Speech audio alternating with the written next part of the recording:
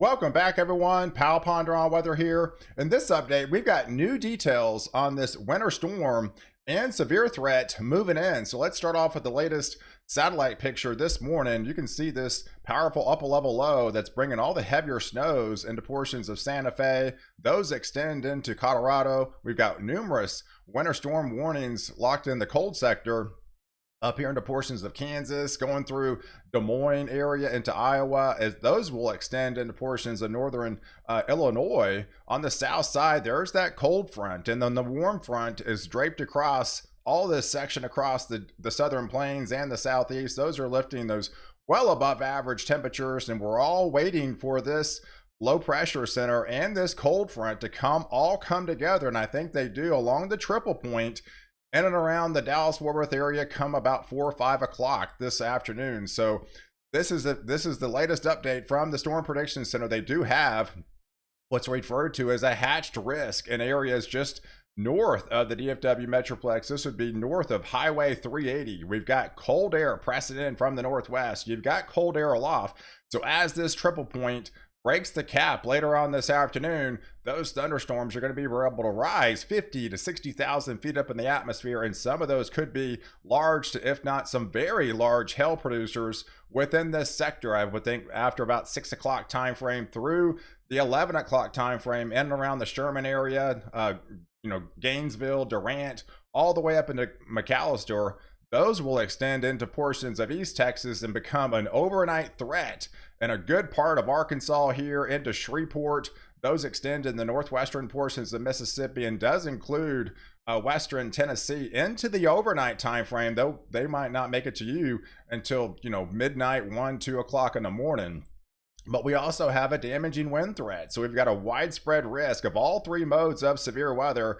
By the time we get into an overnight threat, we've got the highest potential of the most damaging winds within this sector in and around the Pine Bluff area, all the way up into Memphis. All these areas in red could be easily seeing some 60 to 75 mile per hour wind gusts within this corridor, and isolated pockets, all these yellow shaded areas as well, getting to some 60 mile per hour winds. And we do have an elevated tornado threat as well. So I think the initiation starts right there in and around the Dallas-Fort Worth area, mainly north of I-20, heading into East Texas through the overnight time frame. All this doesn't start until about 5 o'clock, and this shifts eastward, so it won't make it until Arkansas, probably until the late hours, midnight, 1, 2 o'clock in the morning. But yes, this is a nocturnal tornado threat into the overnight time frame in the wee hours of the morning. Within this sector, they do have a 10% probability of seeing a strong tornado or two. So definitely don't let your guard down. You got to be on high alert even in the overnight hours, and have your weather radios handy to get all those watches and warnings, because it is going to be, looks to be a bumpy night, to say the least. So if you are new to the channel and like detailed weather breakdowns on North America, hit the subscribe button and you're in. You get all my daily content on this channel. It's also important to hit the like button as well. It definitely helps out more than you know. And today is the last day to get the Tempest Weatherflow weather station at a $40 discount. You can use the code BESTWX. They've been running this Valentine's special, and it ends today on the 15th. So if you plug in that code at checkout, it takes off $40 and free shipping. So if you'd like to purchase one of these, now is the time, because by tomorrow that discount code will not work. So today's the last day on the 15th. Here's my link below. You can click on this. It'll take you right to it, and you can order one. So let's take a look at the temperatures. So as we go into 4 o'clock and really break down the details, here's the cold sector. I mean, you can see the sharp gradient in temperatures. We're all waiting for this cold front further south, and that's going to be the triple point. But look at the temperatures further south. That is 95 degrees in South Texas, folks. That is plenty of heat, and that's the fuel that's going to be fueling these thunderstorms, getting into the 70s, if not almost 80 degrees. But those temperatures will lift in the 70s all the way up into Kentucky, into portions of Ohio. That's the warm sector, folks. That's what we're dealing with with that clash in air masses. So let's stop the clock here. I think storm initiation starts within this sector about 5 o'clock today, but going in through to the 9 o'clock time frame, we should have large supercell thunderstorms breaking out into southeastern Oklahoma and far northern portions of North Texas. Those are the ones that could be big time hail producers on the initiation of seeing some of those golf ball size hail, maybe some tennis ball size hail within this sector. That's what the atmosphere is calling for. So definitely be on high alert within this zone in and around the Dallas-Fort Worth area. But you can see these little isolated bubblers start to pop up around the 9 o'clock time frame. Those will also try to turn severe within this sector into Louisiana, as well as into Mississippi, into Arkansas, through western portions of Tennessee. And I think they just become a little bit more numerous by the time we get into your 1 o'clock in the morning time frame. So there's your cold front. So once this cold front moves through Dallas, you're basically in the clear by at least, earlier than that. This is 1 o'clock in the morning. But now all eyes have to turn to portions of Arkansas and to southern Missouri here, going into northern Mississippi and to western Tennessee and portions of Kentucky into the overnight time frame as these all lift northeast, eastbound, and produce potentially some strong tornadoes within this pass. So definitely be on high alert. It's a high impact event. And it's a 2-day punch because this just extends and goes into Thursday. And this is a widespread event with this upgraded, enhanced risk for severe weather extending portions of Mississippi, heading into Alabama. That does include Tennessee now, through Kentucky. Rare to see an enhanced risk all the way far north for the middle of February, and Indiana as well as Ohio. But you showed the temperatures. It's not normal to be in the 70s in Ohio for this time of year. So that's the warm sector, and that's the reason why you're in that severe mode. But we got all three modes to deal with it as well. So we got very high winds. Those winds could easily be cranking 60 to 75 mile per hour wind gusts as these storms will be racing across probably 40 to 50 miles an hour. And we do have an elevated tornado threat as well.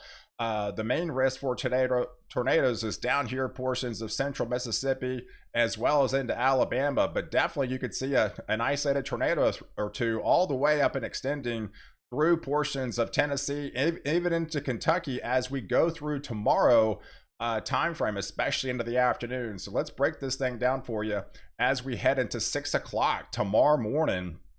That line of thunderstorms fishtails all the way down into the deep south of there's Houston with those isolated thunderstorms down here through Louisiana. Those extend into portions, northwestern portions of Mississippi here through portions of western Tennessee, and then really inundated Kentucky as you try to get to work on Thursday morning. And those will extend into portions of Indiana as well as Illinois there. And then there's the snow side of it too. So you got that snow swath. That's why they have that winter storm warnings in place. And so as we move through time and go through tomorrow and head through to the 6 o'clock time frame, yeah, those thunderstorms really light up. And that's why they do have that enhanced risk for severe loads. You've got all three modes definitely on the table, with more of a tornado threat further south into Mississippi and Alabama. And then you further north, it's more of a damaging wind threat. But definitely all three modes are essentially on the table. So you got to be on high alert as you're just kind of waiting for this cold front to come in on the backside to kind of clear the runway and clear things out. But then the snow continues to fly into portions of Illinois as well as of Wisconsin, and that will extend up into Canada. And then you just have some moderate rains into portions of the Northeast. So as we move through Friday morning, that storm threat will continue to move and shift off along the East Coast. So as you're trying to go to work on Friday along the East Coast, you're going to be having a bumpy ride yourself. There probably won't be, obviously nearly as severe as you will experience in the portions of the Southeast, but still, nonetheless, you're still going to have to be dealing with those light to moderate, sometimes heavier rains and some stronger wind gusts in and around Georgia area, through Atlanta, portions of South Carolina, getting through North Carolina, through the Charlotte area, through Virginia, all up along the I-95 corridor, while the snow will be just to the north of there into the higher elevations into portions of Vermont and New Hampshire and heading up into Maine there. So as we extend and take you through the overall snow swath from this event, so we've already had snow fly, but this is the additional totals of this particular storm. So as the systems comes down from the northwest, it met up with that low pressure center down here in Santa Fe, and those will extend and lift northeast. So that's, you have a pretty good snow swath that will extend coming out of eastern Colorado through the Denver area. All these areas easily pick up 4 inches of snowfall. Some places could pick up 4 to 8 inches. It's definitely not out of the question, but this is the blend of models is what is kind of hitting at what the snow track will be over the next 48 to 72 hours.